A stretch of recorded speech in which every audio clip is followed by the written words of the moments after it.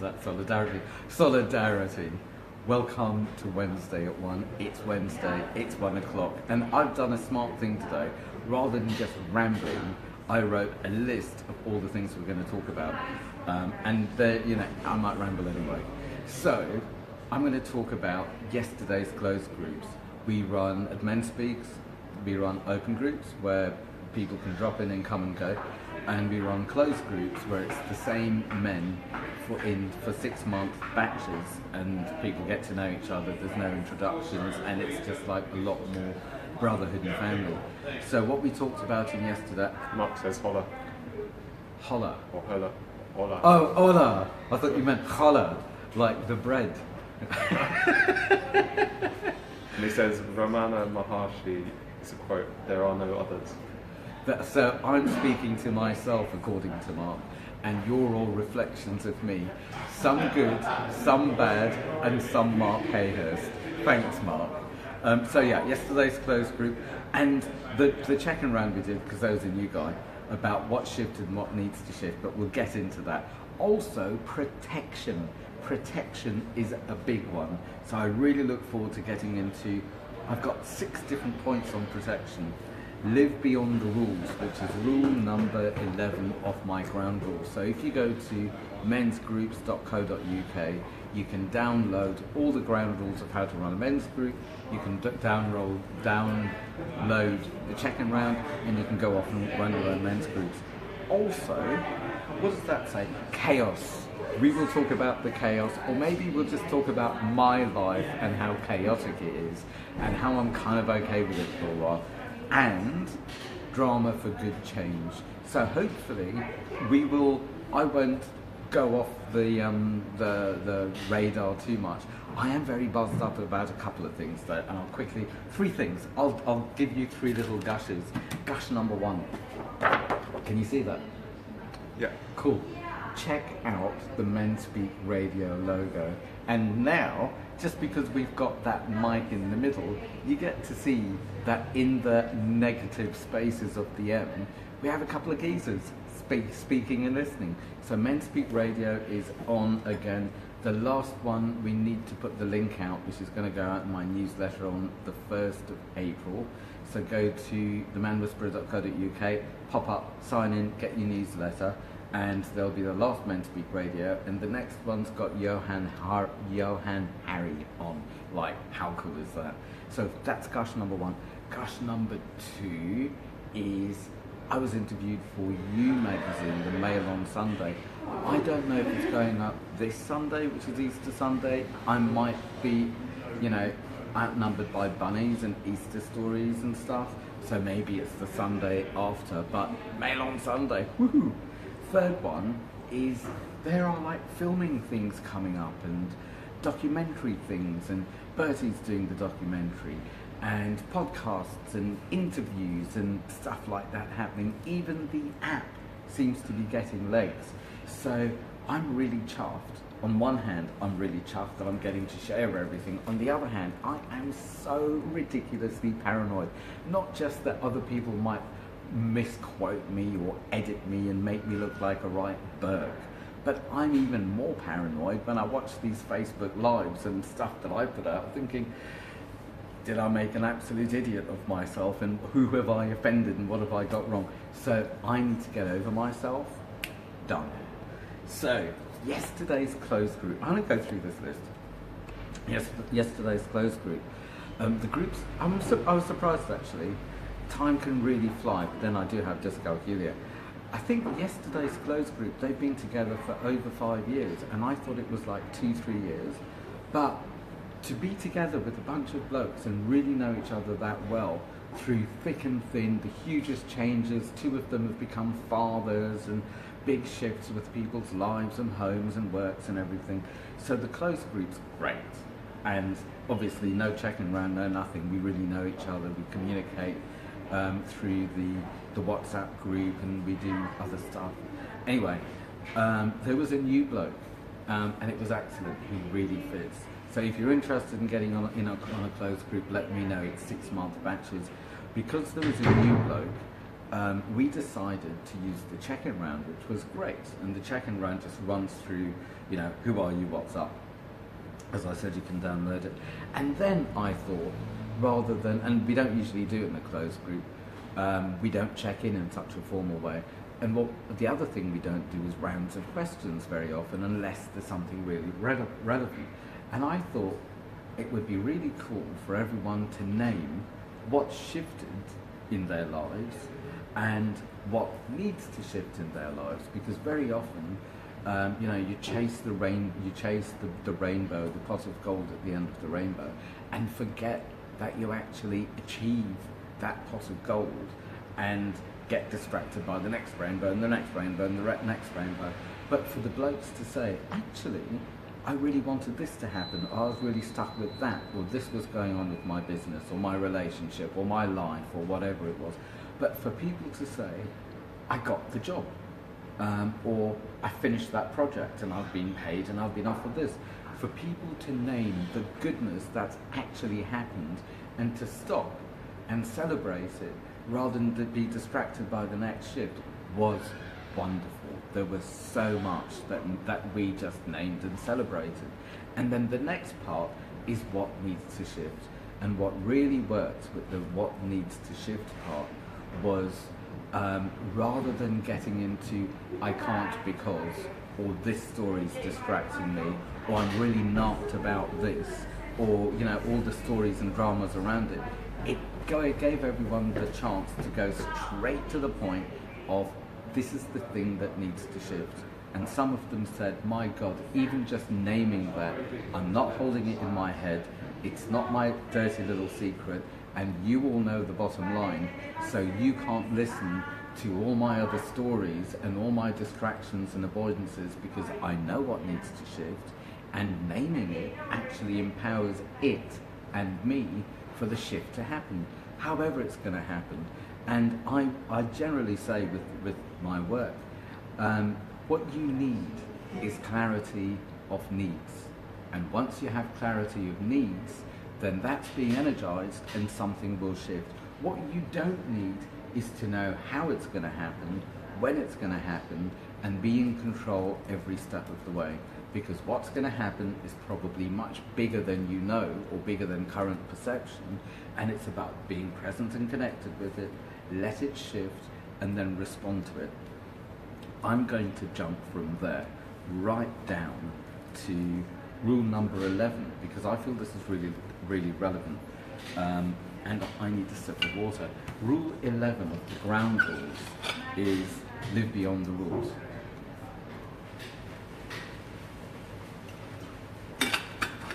Live beyond the rules. So, and it reads, playing small to be safe or light may keep you small and stuck. Being safe and light for me is very often handing power over to other people and then them saying I'm okay, or I'm safe and I'm light. And in effect, it's very much saying, am I? Am I okay with you, therefore I'll be okay with me, or therefore I'll find other people to give my power to tell me I'm okay. So playing small to be safe or light may keep you small and stuck. Exploring the edge of your comfort zone may bring challenges and help you grow.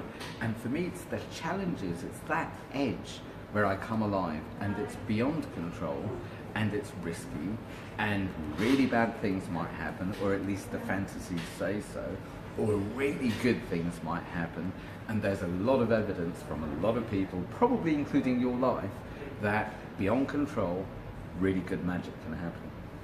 So exploring the edge of your comfort zone may bring challenges and help you grow. Live beyond your fears, fantasies, and old restrictions to express a more authentic you in daily life. So it's like, you know the rules, play beyond the rules, consciously take risks, consciously, and respond, rather than being small and good and nothing ever shifts apart from the same old story coming out of your mouth, and different reasons why. So it's shifting from head and fear and fantasy into embodied presence, connection, and action in your responses, because tuning in will attract stuff that can be responded to for growth, where tuning out will attract stuff that you'll probably react to through fear and keep the same old story happening. So the next thing that I've got down here is chaos. Oh, actually, let me quickly tell you what shifted for me and what needs to shift for me. What I said shifted for me is last week's Wednesday at 1, I was talking about homelessness, and the girl I know who I buy the peppermint tea for and give her my discounted Marks and Spencer's goodies.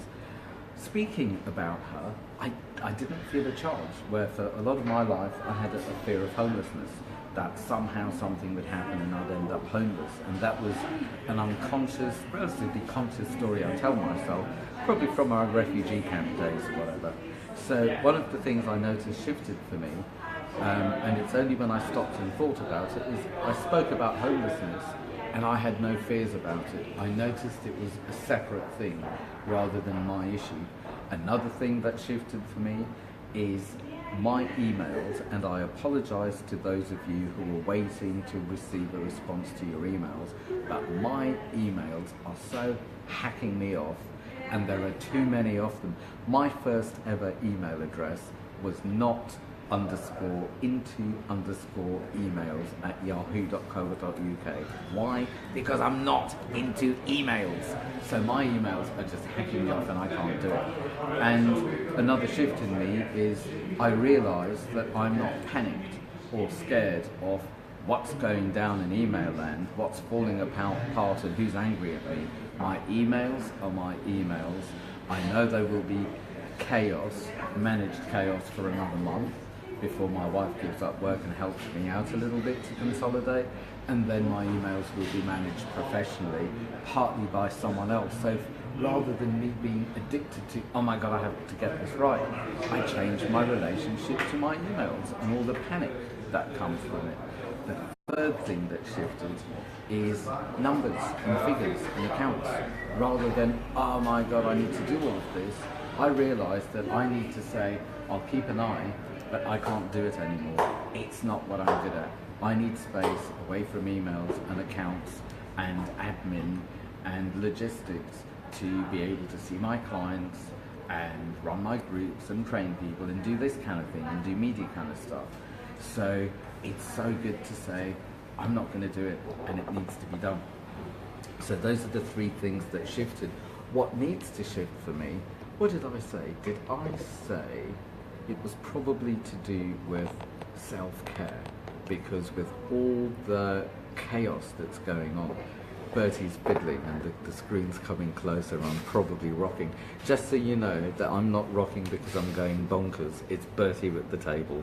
But I do sometimes rock and go bonkers, and that's part of the chaos. And the reason the chaos I feel is happening is because life and what I do, and I guess my public face or my profile or whatever, and all my bookings, it's going bonkers. I've got people in the air waiting for me to organise their booking, and when I'm free, and then comes contracts and invoice and the slots and booking the room, and it's just bonkers. And rather than, a lot of people have said, oh, don't worry, you just need to manage it and you cut things out and blah, blah. And I'm saying, no, it's not. Bertie's waving at me. Nathan Nunes is watching. Oh, I'm going to see you this weekend, Nathan. Nathan's my second cousin, and I'm chuffed we're going to hang out. I'm sad it's because of the funeral, but hey. So yeah, that's more chaos that's going on actually. Uncle Alec died. There are a lot of things it feels that are shifting in my life and coming to an end and making space for new things, I guess. But emotional shock like death, even emotional shock like, I don't know, for me it could be a lack of sleep and I can be not very efficient and in shock. But yeah, I'm welcoming the chaos for the next month to 6 weeks, because things are getting much bigger and I am not going to make them small and manageable and controlled by me and just kill them. Bring on the chaos, and please have patience with me if I'm slow with emails, but that will be handled at some stage. But with the chaos, it's like, bring it on. Bring on the mess. because through the mess there's some bigger and better things that want to emerge, so why kill them? I'm going to jump into the drama for good. Working with the clients that I work with, I send out, I think you can download it on the newsletter or somewhere on the website, my personal discovery questionnaire, and people fill in loads of questions about what happened here, what happened there, what's it all about. And I check out from this questionnaire, what's the script that keeps repeating, what in life keeps happening, if it's betrayals or abandonments or what type of good fortune, bad fortune. And there's generally a pattern to what keeps happening. Behind that or alongside that is who are the main players, who are the main personalities that this happens with. So we get to know the main players and we get to know the script, and then it's kind of Groundhog Day. I'm going to have a sip of coffee. Not that I need it that badly because I'm gassing. Today is International Gas Bag Day and I'm the star. And then behind that, I get to see that if this is the script and this is the drama and these are the players, then what does my client believe about themselves and what do they believe about life? And then following that back to the source is where did these come from? And then we get to, generally, Bertie's going to wave at me. Gary Wright's watching. Cool, hey Gary. I'm supposed to be in a meeting with you at the tutors. Maybe it's just finished. Sorry about that. I had to do this. And Mercury retrograde so bit me on the bum. I skipped a meeting. I was an hour early for another meeting. It's bonkers. But we'll get to that in protection. So yeah, it's what was I saying? Oh, I lost it. Drama for good. I remember. So it's so easy to say, well, I changed when that happened when I was 8 years old, and then I changed when that happened when I was 3 years old, and I changed when that happened when I was 12. And it's all these so-called bad things, or things that unsettled a child, or broke the spirit of a child, or something happened. So then I was speaking with one client in particular, in my room in Waterloo, and I said, well, it's so clear what's been going on, not just in your life, but also the space that you occupy for your family and your community, and they know you as this person that these things happen to, and they know their projection of your limitation. And you could change. I remember waking up and thinking, right, I've changed, I get it, I understand something. So inside I changed, outside everyone treated me exactly the same, and it felt like there was no room for change. So I said, okay, we'll get it, we've named it, now we'll do a session to turn things around from the inside, voice dialogue, and maybe another session for boundaries at work and boundaries with relationships. Then we need to also plan a drama for good change. We know the drama's the bad change, and how everyone bought into that, and how everyone put a personality on you and you made a personality out of that. What about a drama for good change? And I've found that usually people don't allow their nearest and dearest to change unless there has been a major illness or accident, or there has been maybe traveling the world or something for a bit, or there has been maybe the birth of a child. Sometimes that can help, or maybe the death of someone. But there needs to be a big external change before community will allow an individual to be different, to grow into a bigger, better version of who they are. So we're looking at which drama we can create for her friends, family and colleagues to think, right, we know where you're coming from now, we know you've changed. Of course you've changed. Something like that would change anyone, is the line that we want to hear, and they will be changed. So, now we're left with protection. God, what a relief that I've written a list of things rather than just rambling on aimlessly. And now there are the noisy people coming down the stairs. Don't they realise who I'm going to be? Protection. One protection that's given way for the last few days or weeks, some of you may notice, is Mercury retrograde. Now, I don't know much about anything, but I know enough bits about things, and I have enough help to help me get away with things. So I understand that what this means is Mercury, which is usually there to protect us from certain types of chaos, linear chaos, which is time, communication, so people are understood rather than a lot of miscommunications and second guessings and paranoias and putting feet in mouth, and logistics and being on time, places, transportation, or computer stuff. Computers usually die. Mercury retrograde can really create chaos. Hence my chaos this morning, that I was supposed to be at Fabulous Women and Marvelous Men at 10, which didn't happen because of various things that stopped me from getting there. So I changed my mind on the way to go to the College of Psychic Studies tutors meeting, because I run men's groups and see private clients there, at 11. So when I got there to find out it's at 12, I realised that I could only do half an hour because I need to see Bertie here at 1. So I stayed around waiting for 12, and then I realised that I actually need to be here at 12:30 because we started. And so it went on and on and on and on and on. So Mercury not protecting us means I need to be, firstly, super efficient and super clear and double check, do the reflective listening. This is what I think. Now please repeat what you think you heard me say that I think, so we know we're on the same page. So it needs double protection, and it also needs space for chaos, because chaos is good. From chaos comes bitter, bigger, better things. Maybe a bit bitter as well, especially the coffee I'm drinking. Anyway, so for the next couple of weeks or so, which makes it worse because there's Easter weekend and a full moon coming up, and with Easter it's like family get together, and with the full moon all the emotions are up, so there might be a lot of misunderstandings and miscommunications with people that you don't see that often, and the old family issues might come up, and this is the time to take a step back, get your own space, reconsolidate, breathe, remember that things might be a little heated, and listen and respond rather than panic and react. So that's the Mercury retrograde, and the breathing thing is just so important, because as soon as I'm panicked, or as soon as I'm overwhelmed or in my head with fantasy or fear, that could so own me.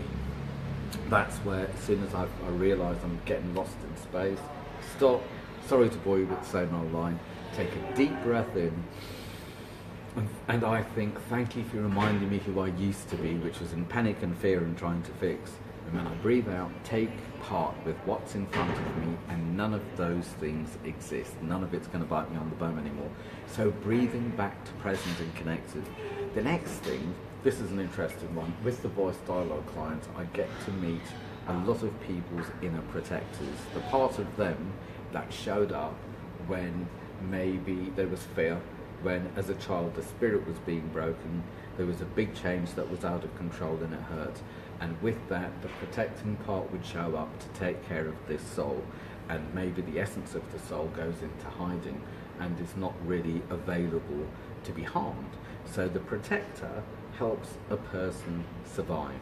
Now I do a lot of work with survival, and I'd guess the essence of my work is going from survival into living, from unconscious into conscious, from boy in competition into man that includes the feminine and collaboration, and it's that shift.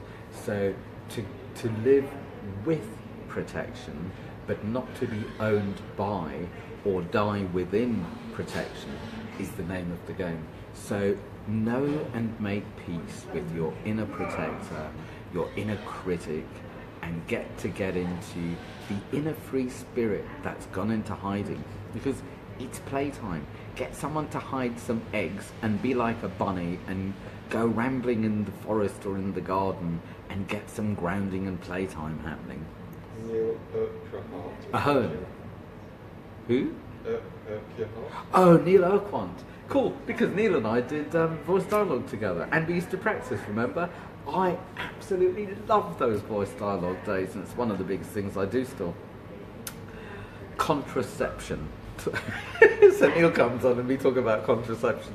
Is this a coincidence, Neil? Let's not go there. Contraception. Like, okay, so this protection, I guess I have been speaking with a lot of younger blokes recently who are, spring is in the air, they are getting horny. Well, they're all getting horny. Well, actually, I shouldn't say that. Maybe I should speak for myself. Horn is in the air. And that's not a John Paul Young song, but I guess I'm rambling about my horn now and getting embarrassed. So moving swiftly on from the peculiarities of my pants. Contraception, it's not just, if you bonk, babies might show up. That's how it works. If you don't want babies, then use protection. If you bonk, especially if it's total strangers, it's fun and it's exploration. Don't forget that there can be hangovers. You know, there are drink hangovers, coffee hangovers, drug hangovers, food hangovers.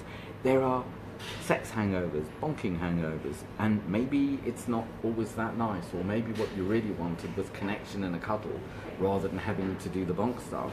And a lot of people the next day, or maybe even the day later, just feel like, what did I do? I feel like shit. Why did I do that? So if you bonk, and you're aware that you might have a hangover, but if you bonk, it's not just about babies. You don't want to catch any diseases or, you know, things. They're scary. It's not nice. Some of them are quite difficult to get out of your system. Play safe. Use a prophylactic. I remember I used to do the music business tours with people like, well, the smaller ones were people like Dorothy Moore and Johnny King and some of the Stax people, Eddie Floyd, Martha Reeves and the Vandellas, the Isley Brothers. The bigger ones were people like Nina Simone and James Brown, Royal Russian Ballet. We used to do all those tours. For one of the smaller tours, we got Dorothy Moore, who did "I Believe You," do do do do do do do do do do do, and she did "It's Been Such a Long, Long Time," Misty Blue. So she did those, and we did her, Eddie Floyd, who did "Knock on Wood," and was it Benny King who was in the Drifters? Anyway, I think it was that one, or one of the tours we did. So we got sponsorship. One of the sponsors that we got was Jiffy prophylactics, contraceptives, condoms. Why don't I use the proper word? And their slogan was, "Got a stiffy, wear a Jiffy." I'm so not going to be loud on the BBC. Okay, moving swiftly on. Psychic protection. How do you do the psychic protection stuff? Psychic protection is not all about woo-woo. It can be, and this so can happen during family time and during home time, if you're back in your village, or even if it's some neighbours or whatever, and it could be even, you know, cocktail parties, people engage with you, and rather than having a two-way conversation, it's 20 questions and they're just sucking your energy. Or it's all sorts of head stuff and competition and they're sucking your energy. Or it's dramas and concepts, or who did this and when did that happen and who's responsible for this and you're bad because and I'm bad, and it's like sucking your energy. Even that needs psychic protection. It could even be sitting next to someone and their energies are drained, or it could be some victims that need saving. I mean, sure, have empathy, be with people. I hate that on the underground there's this announcement, that says something like, if you see someone who's sick on the train, help them get off. Like, obviously, there needs to be instructions for that. It's like Happiness Day. You have to be happy for one day, and the rest of it, you can just be a numbskull or something. And Mother's Day, and this should be every day. Anyway, a couple of tips for psychic protection. Breathe. Get back in your body and disengage. Nip to the loo and get some cold water. Wash your hands, put it on your face, put it back there, and breathe. Wash it off. And one in the moment is, I don't know whether, this is my fantasy, and this is kind of what I've seen, is sometimes when you're connected with someone, it's like either from there, but very often it's like, oh my god, they're sucking me from the top of my head. Am I sounding like a freak? Yeah, hey, I'm a freak. And now they've kicked off with, I don't want to be a freak, but I can help myself. Anyway, enough from the inner DJs. I find with the scoopings, if I just take a breath and when I breathe in, brush the top of my head, just stop it. It's like, allow consider the egg. It's like breathe and allow a little invisible, safe, lovely bubble container that's like an egg to keep me protected from the outside world, but meeting at a boundary, intimate and able to dance. Right, enough about that. Second guessing. This is the final one because I'm running dry. And I want these to be shorter because I can just go on and it can get a bit... I watched me the other day and it's like, now where's he going? Get to the point. Cut with the distractions. Did I just get distracted? Second guessing. So second guessing is, well, he just looked at me a bit weird. Is he gonna like judge me now? And is he gonna punch me? He looked at me a bit weird. Does he fancy me or something? He looked at me a bit weird. Is he after my iPhone? Or she looked at me like she doesn't care. Meanwhile, I haven't seen her for a year. Maybe she thinks that I didn't respond to that text and now I'm in trouble because it's left this, maybe there's this misunderstanding.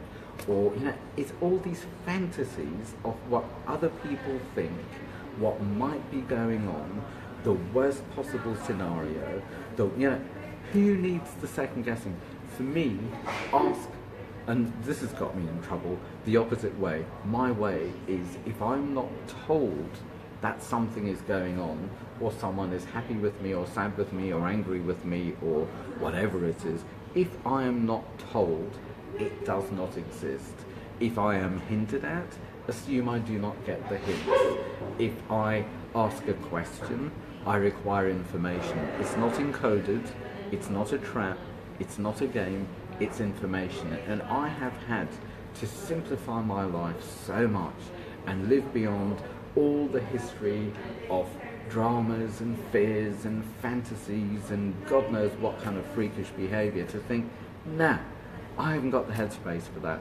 If I'm not told it doesn't exist, if I ask, I need information, and what's in front of me is all there is. The second guessing and what will people think is none of my business.